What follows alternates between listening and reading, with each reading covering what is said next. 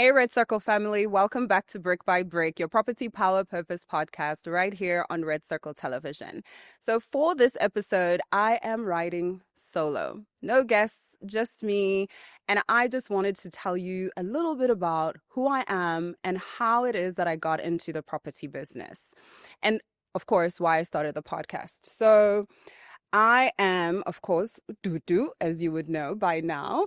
And I decided to get into property not by chance, actually. It was a decision that I made. But anyway, let me just go back and just tell you a little bit about who I am and where I come from. I am the sixth daughter or the sixth child, the last born, actually. My parents had six kids, three boys, three girls, very lucky. And I am the last born. Well, now that I have nieces and nephews, I'm no longer considered the last born, unfortunately. But it's all right. I still consider myself the last born. I have, of course, two parents who are still very much alive. Thank you, Lord. They are still here and love them very, very much. I was born in Tanzania, Morogoro Hospital. My parents were exiled in Tanzania. And and that's just where I was born because of, those circumstances at that time. And I had an amazing childhood, in spite of the fact that I was born outside of my original country and I was born a refugee. I had an incredible childhood. I think my parents made a point of making sure that they shielded us from the reality of the situation that we found ourselves in and just wanted us to have a normal childhood, more or less. So for me, there wasn't anything unfamiliar about where I was or where I was born. It just felt like that is where I belonged. In actual fact, I even spoke Kiswahili before I was even fluent in English, more or less. So Zulu, Kiswahili, English, and in that particular order. I don't know Kiswahili as well as I used to, of course, because I don't get to use the language. I don't have anyone that I actually communicate with in the language. So my siblings, though, they speak the language still till today. They also were born, some of my siblings were also born outside of the country because my parents were, running from one country to the next. And I find it to be a privilege, actually, to have had, that as part of our history. It defines precisely who we are and the way that we view the world and the relationships that we have. So I'm very, very fortunate, I think, to have at least experienced a part of life that not many of us, I think, get to experience. And not that I would wish for anybody else to be born a refugee. But it did have, I think, perhaps some hidden blessings behind it. And then when my parents were done and we then got to 1994 and, South Africa was finally a free nation, we decided to move back home. We decided to come back to South Africa. I was still very young at the time, so my recollection of that period is, not clear enough in my head. But we did come back and we started, assimilating back into the country. And I don't even remember where we lived at that time.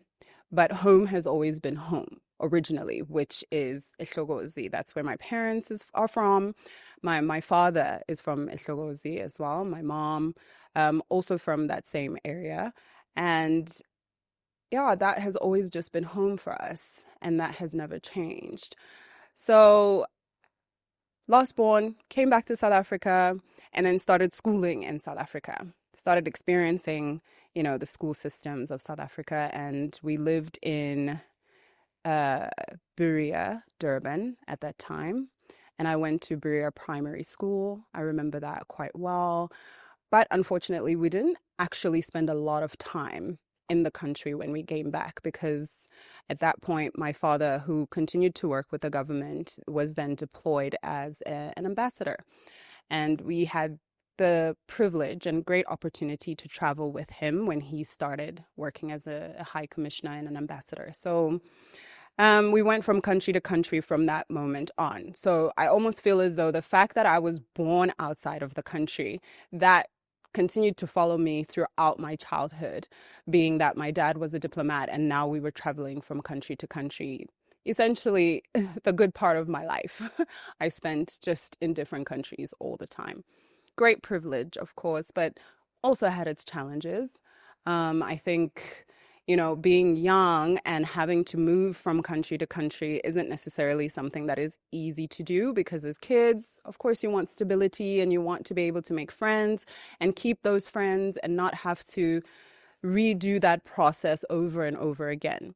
But I was forced to do, just that because of, my parents' job at the time. And we moved everywhere. From Europe, we went to the Caribbean, and from then on, I moved to Canada, which is where I went to university. I went to Brock University, shout out Brock, in St. Catharines, Ontario, and that's where I got to study political science and international relations and received my degree from Brock University.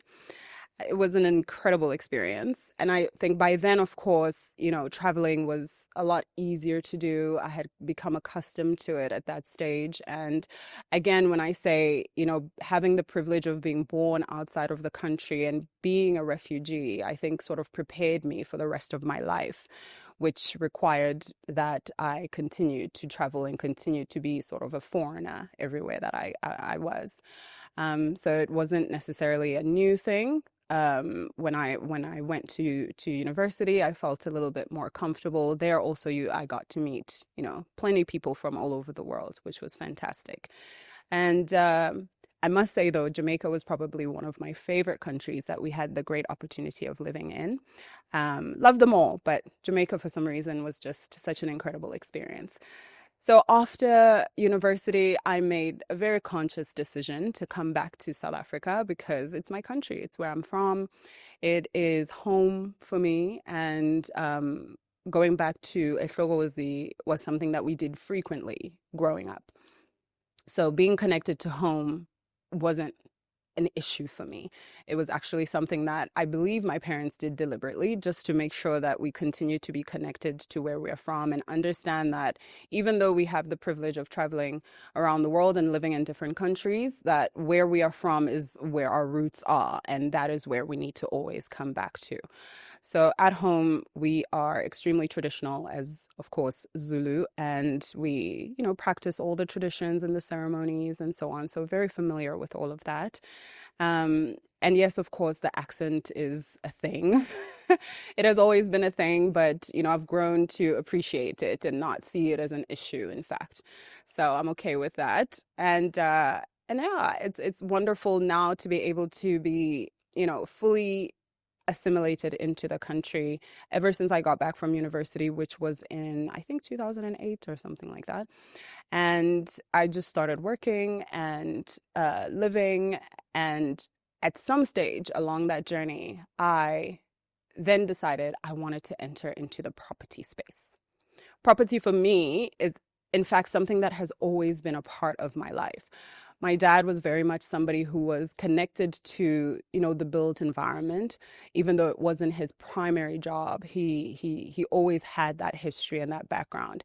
In fact, he had built my grandmother their very first home, and of course at that time, it was a mud house, and he built that for her. And I think that's probably where his love of, building started as well, even though it wasn't something that he continued to pursue as a career. And then every single house we've ever lived in after that, at home, Ehlogozi, he has built.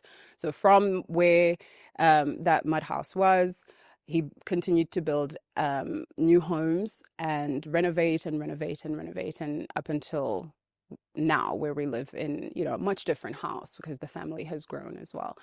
So, watching him do that, and then him also sort of taking us around the cities and checking out all the different architecture and all the different buildings, also in all the different countries where we lived, I think always just connected him to the love for the built environment. And in some way that then began to influence my love for property and for the built environment. And I think naturally I then, began to shift into that space. So starting off in my journey, it was 2013. So that's more or less 10 years ago. And I started with flipping houses. So buying your dilapidated homes and flipping those brand new and then selling them, putting them back in the market and selling them and just reinvesting those profits from one project to the next. That experience wasn't, of course, an easy one because it was a brand new space for me, but much appreciated because I think it got me to where I am. In fact, I know it got me to where I am today. So I would definitely do it all over again. So I got into property at that time, didn't have a lot of funds, but I managed to get through and I managed to get by. So I just wanted to be able just to give you guys a little background of who I am and why I really love being in this space. And the podcast itself is an idea that came about because I felt that, I have been so privileged in this space to have met a lot of individuals who are professionals in this space and who have taught me a lot, mentored me throughout my journey. And I want to make that something that is accessible to anybody and everybody who would like to enter into the property environment or industry. So all of the guests that we invite to the podcast are actually people you can use and you can reach out to and start your property journey as well. And in the way that we are presenting this podcast is sort of like in a syllabus type of format. So from the finance side of things, which are the 2 series that we had brought to you last year. And those series, of course, it encompasses one of the most important starting points when it comes to investing in property, whatever strategy you're using, right? So whether you're flipping or property development or buy to let, etc., the finance is always the first part that I believe you should be considering and understanding in terms of your affordability, in terms of how it is that you're managing your own finances, personal finance, alongside your expenses. So that's why we decided to bring in the finance aspect of this journey as the first part of this podcast. So everybody that is involved is somebody that you can reach out to. It's somebody that you can include as part of your network or your black book, as they call it. And I believe they are perhaps some of the best in the industry in the country.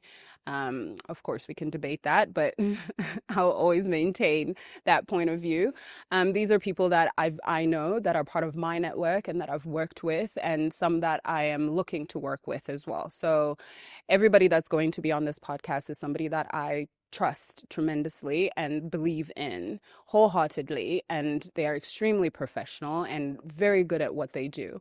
One thing about being a property developer, you don't necessarily have to have a degree in that space. However, it is extremely important to gain as much experience as possible. And part of that education comes from your network, the individuals who are part of that journey, who are the experts, who are extremely professional in their field and contribute to the property development cycle in one way or the other. So I think for a fact that it's important to have a strong network of individuals that you can always pull to whenever you are embarking on your particular strategy.